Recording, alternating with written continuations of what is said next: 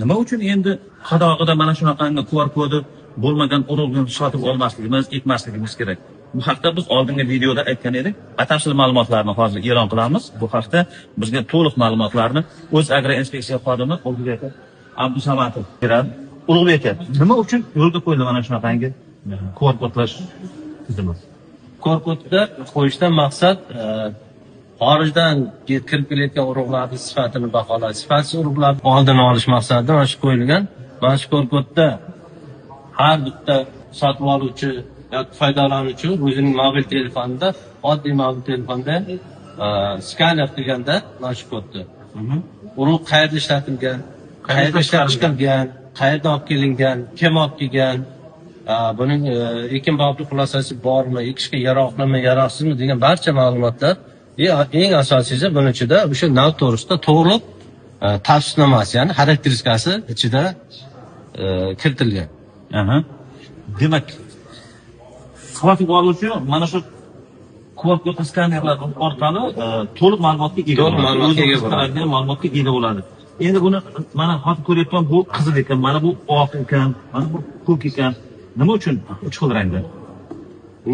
To'g'ri o'rin savol berdingiz. Bu savol aytayotgan bo'lsak, masalan hozir chigit misolida aytayotgan bo'lsam, chigitni o'zingiz bilasiz, super elita avlodlar, yirik avlodlar bo'ladi. Mana bu oq rangdagi QR kod yorlig'imiz bu elita avlod uchun, oq fondagi elita avlod uchun beriladi. Mana bu ko'k rangdagisi R1 avlod uchun. Birinchi avlod uchun. Mana bu qizil bundan keyingi avlodlarga, ikkinchi, uchinchi avlodlarga qizil rangda yorliqlar chiqarib beriladi. Buni bir taqiq ishorasi ham bormi yo'qmi qizilda?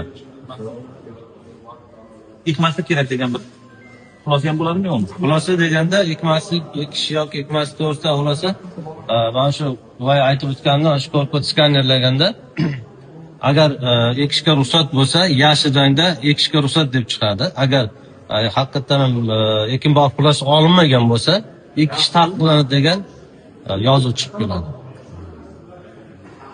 Hurmatli kuzatuvchilar, mana shu qilinayotgan ishlarning hammasi mamlakatimizga kirib kelayotgan sifatsiz urug'liklarni oldini olish va dehqonning daraxtiga sifatli urug'likni yetkazib berish va pirovard natijada hosildorlikni ta'minlashga qaratilgan. Agar ma'lumotlar foydali bo'lsa, sahifamizga like bosib, obuna bo'lishni unutmang.